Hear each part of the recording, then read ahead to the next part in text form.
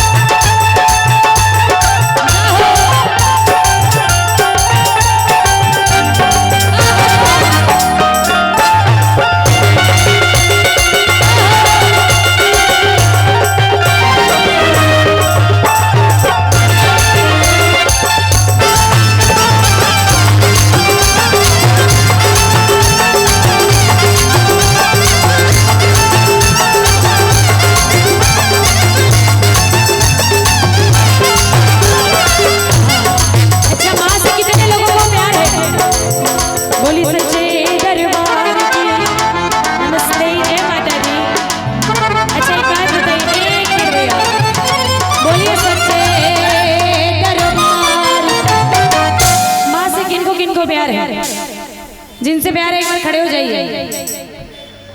अगर कुर्सी घर लेके जाना है तो बैठे रहिए, दादी जी आप बैठे रहिए। उधर से भी चाहूंगी कि खड़े हो जाइए एक बार, अगर कुर्सी लेके घर जाना है। बोलिए सच्चे दरबार की, जरा जयकारा तो लगा दीजिए जब इतने रात तक जगे हैं तो। बोलिए सच्चे दरबार की, बोलिए लाल चुनरिया वाली की, जरा दोनों हाथ उठाइए सारे कोई, और कहना है कैसे कि माई के हाथ रंगनवा सोहे,